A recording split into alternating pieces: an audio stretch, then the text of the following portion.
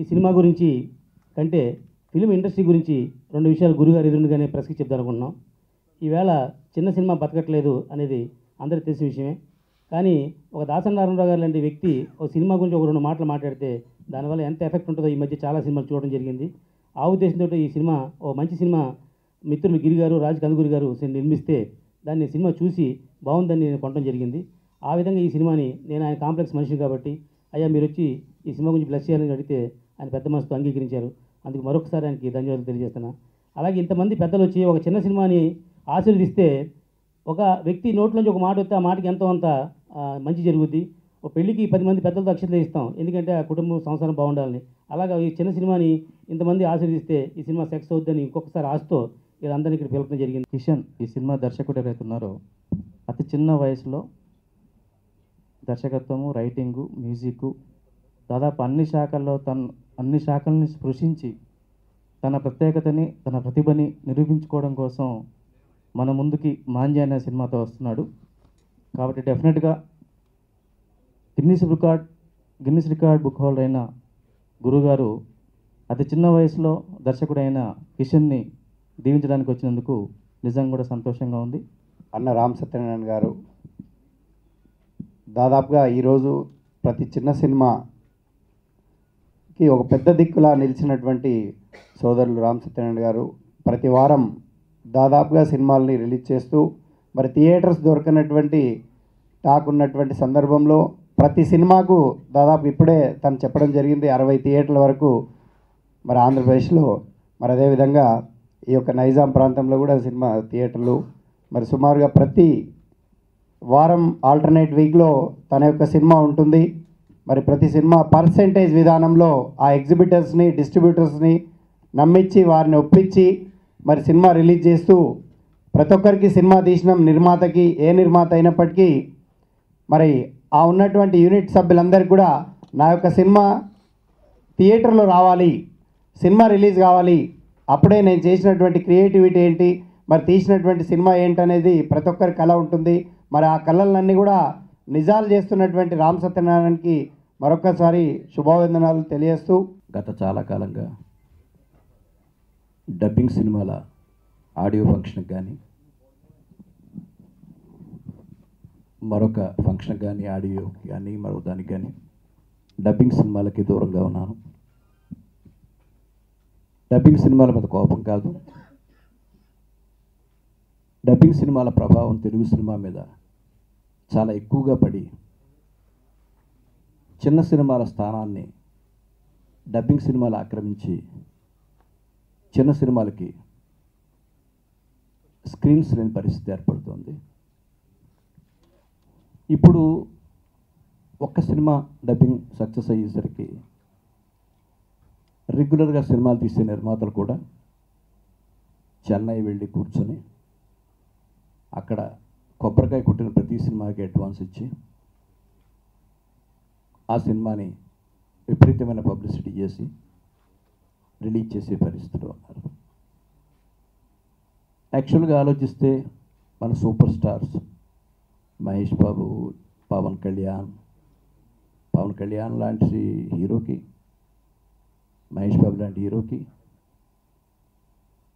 రామ్ చరణ్ కానివ్వండి, జూనియర్ ఎన్టీఆర్ కానివ్వండి, మిగతా ఎంతమంది హీరోస్ ఉన్నారో, ప్రభాస్ కానివ్వండి, ఎవరికైనా సరే మన తెలుగు సినిమా డబ్బింగ్ అంటే కనీసం 50-60 లక్షలు రావచ్చం గొప్ప విషయం. ఎవరైనా చిన్న హీరో కనుక అయితే ₹1,00,000 కూడా అడిగే పరిస్థితి లేదు. కానీ అక్కడ ఇప్పుడే పుట్టిన హీరో ఎవరైనా ఉంటే ₹1,00,00,000 మనం కొంటున్నాం తెలుగుకి. ₹1,00,00,000 నుంచి 32-38 కోట్ల వరకు డబ్బింగ్ సినిమాల మీద మనం పెడుతున్నాం. అంటే టోటల్గా తెలుగు మార్కెట్ని డబ్బింగ్ మార్కెట్తో నింపేస్తున్నాం. అందుకని డబ్బింగ్ సినిమా ఫంక్షన్స్కి, ప్రమోషన్కి ఎందుకు వెళ్ళాలి అని ఒక నిర్ణయంతో నేను చాలా కాలంగా రాలేదు. ఇప్పుడు వచ్చింది కూడా నేను కేవలం ఈ అబ్బాయి కోసం. ఈ సినిమా నేను గిరిధర్ కలిసి చేయడం జరిగింది. బట్ రామ్ సత్యనారాయణ గారి సినిమా చూసి నాకు ఇది నేను టేకప్ చేస్తానని ముందుకొచ్చారు. ఆయన ఎప్పుడు ఏ సినిమా ఎలా ఉన్నా రిలీజ్కి స్ట్రాటజీ బాగుంటుందండి, ప్లాన్ చేస్తున్నారు బాగాను. 1వ తారీఖు మీ ముందుకు వస్తుంది, మీ బ్లెస్సింగ్స్ అందరిది కావాలి. ఈ సినిమా మెయిన్ టేకప్ చేయడానికి మెయిన్ రీజన్ ఏంటంటే కిషన్ 9 ఇయర్స్ ఏజ్లోనే first time Guinness book of రికార్డ్స్లో చేరాడు తను. అలాగే ఆఫ్టర్ 10 ఇయర్స్ తను చేసిన సినిమా ఈజ్ 19 నౌ. అంటే దీంట్లో ఒక మంచి కంటెంట్, ఒక అమ్మాయి, 3 బాయ్స్ చిన్నప్పటి నుంచి చైల్డ్ లేబర్గా పెరిగి వాళ్ళు ఒక క్రైమ్లో ఇరుక్కుని ఆ క్రైమ్ని ఏ విధంగా వాళ్ళు దాంట్లో సాల్వ్ అయ్యారు, సొసైటీలో ప్రాబ్లం ఏంటని చాలా బాగా డీల్ చేశాడు. అండ్ దీంట్లో మెయిన్ లీడ్ చేసిన దీపక్ కూడా ఇక్కడ ఉన్నాడు. Avika she's in the US, అందుకే తను రాలేకపోతుంది. మీ అందరి సహకారం కావాలి. చిన్న సినిమాకి మీడియా సపోర్ట్ ఎప్పుడు కావాలి. ఈరోజు మాంజా సినిమా ట్రైలర్ లాంచ్కి మన గురువు గారు దర్శకరత్న డాక్టర్ దాసనారాయణరావు గారు రావడం చాలా ఆనందం.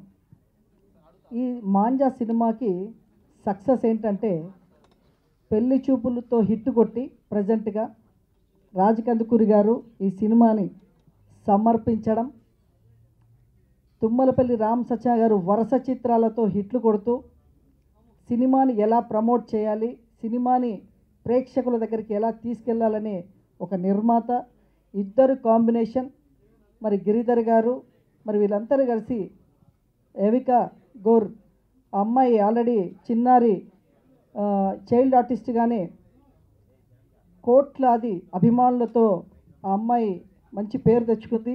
Firstly, I'd like to thank Sri Dasrai Narayan Rao sir. వాళ్ళు ఇక్కడి వరకు వచ్చి he shared his expression and his views మన సినిమా గురించి. యాక్చువల్లీ లాస్ట్ టైం మన ఆడియో ఫంక్షన్ తర్వాత I had very much of honor and వాళ్ళని ఒకసారి కలవాలి అని ఉండింది. So I share that with Raj గారు and even Giridhar sir. And the same day ఒక ఫోన్లో హీ టోల్డ్ కమ్ ఓవర్ మన ఇంటికి వచ్చేయండి అని. Night it was almost 9:30 and మన సినిమా ఒక స్మాల్ టీజర్ చూపించి I also told about myself and వాళ్ళు చెప్పారు, అవును చాలా చదివాను నీ గురించి. And he was very intrigued by the trailer. ఇది చాలా బాగుంది, నేను మీ సినిమా రెడీ అయిన తర్వాత చూస్తాను అని చెప్పారు when I asked him. And recently వాళ్ళు మూవీ చూసి నాకు ఫోన్లో కంగ్రాచులేట్ చేసి he was very moved by it. దాంట్లో ఉండే సెంటిమెంట్ ఉండొచ్చు, లేకపోతే యాక్షన్ ఉండొచ్చు. సో షార్ట్ అండ్ స్వీట్గా చెప్పాలంటే మాంజా ఆటకైనా వేటకైనా ఒక ఎమోషనల్ సస్పెన్స్ థ్రిల్లర్ అని చెప్పొచ్చు. అవికా గౌర్ మనందరికీ తెలుసు, ఉయ్యాల జంపాల సినిమా చూపిస్తామావా ఇలాంటి హిట్ సినిమాతో she's won the hearts of millions of people across the world. And వాళ్ళు ఈ సినిమాలో లీడ్గా ప్లే చేస్తున్నారు. And Isha Deol, Hema Malini garu daughter, she's also playing lead supporting role in this movie. దాని తర్వాత సియాకే రామ్ అండ్ రావణ్ క్యారెక్టర్లో చాలా ఫేమస్ అయిన, నేషన్ వైడ్ ఫేమస్ అయిన కార్తిక్ జయరామ్ గారు కూడా ఈ సినిమాలో ఉన్నారు. And also Deep Pathak is with us on the stage.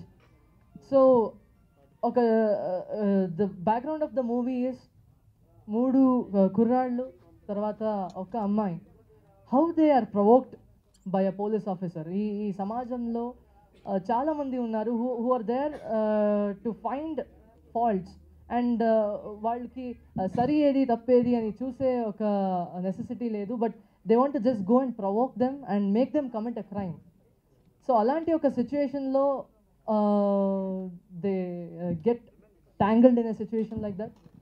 దాని తర్వాత ఎలా కోర్టు వాళ్ళని ట్రీట్ చేస్తారు అంటే బిలో 18 ఇయర్స్లో క్రైమ్ చేస్తే how the judiciary treats them, police వాళ్ళు ఎలా ట్రీట్ చేస్తారు, పబ్లిక్ ఆక్రోశాన్ని ఎలా వ్యక్తపరుస్తారు, and entire world how they look at anybody who commits crime at a young age. So ఒక ఇన్స్పైరింగ్ ఎమోషనల్ సస్పెన్స్ థ్రిల్లర్ మన మాంజా.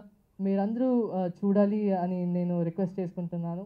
అండ్ ప్లీజ్ నేను కూడా మన తాతగారు మన Madakasira, Hindupur and having my roots from Andhra Pradesh. So మీ అబ్బాయి అనే నేను, దయచేసి సపోర్ట్ చేయండి మన చిత్రానికి అండ్ నాకు కూడా. And hope it will all get your blessings and thank you everyone. This movie is very different from other movies and it's actually very special movie. The movie is basically about some juvenile people and how they get into the crime, and when they go to the system, how our police, our system, instead of like helping them, they are provoking them to attempt even a bigger crime.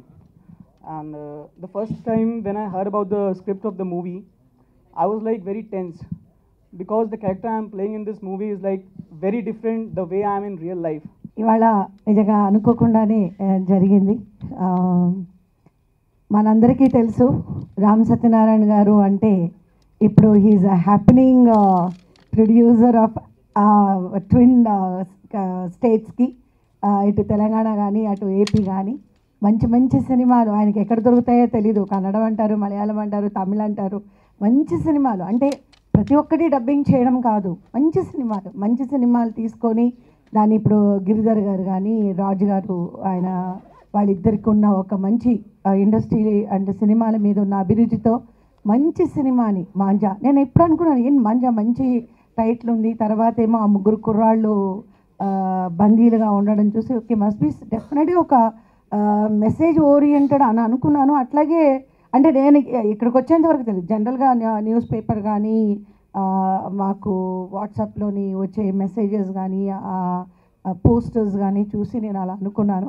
రత్న దాసరి నారాయణరావు గారు నన్ను inspire చేసినటువంటి 2 movies అండి, స్వర్గం నరకం, మేఘ సందేశం. స్వర్గం నరకంలో ఒక స్త్రీ పేషెన్స్తో ఉన్నట్లయితే లైఫ్ని ఎంత బాగా మంచి సక్సెస్ తీసుకెళ్ళవచ్చు, అదే బాగా పొగరుగా ఉన్నట్లయితే లైఫ్ ఎలా స్పాయిల్ అవుతుంది అనేది నా చిన్న ఏజ్లో I'm in Vizag that time నన్ను బాగా ఇన్స్పైర్ చేసింది. నెక్స్ట్ మేఘ సందేశం. మ్యారేజెస్ అనేవి మనకి పెద్దలు నిర్ణయిస్తారు, అయినప్పటికి కూడా మనలో కొన్ని భావాలు ఉన్నట్లయితే ఏ విధంగా మనిషి భావాలు డీవియేట్ అవుతాయి అనేటువంటి కాన్సెప్ట్తో తీసిన ఈ 2 మూవీ నన్ను బాగా ఇన్స్పైర్ చేశాయి. రాశి జిబ్రాన్ గారి మ్యూజిక్ గురించి, బికాజ్ ఆయన అందించిన మ్యూజిక్ ఇప్పటివరకు తెలుగు మూవీస్ అన్నీ కూడా బ్యాక్ టు బ్యాక్ హిట్స్. అలానే ఈ మధ్యకాలంలో కమల్ హాసన్ గారి మూవీస్ చీకటి రాజ్యం కానివ్వండి, ఇలాంటి మూవీస్ అన్నిటికీ కూడా మ్యూజిక్ అందిస్తున్నారు కదా. So what you have to say about him? He's very talented అండి. యాక్చువల్లీ జిల్లో మ్యూజిక్ ఇచ్చారు అండ్ చాలా మంచి tunes and everybody love the songs in జిల్.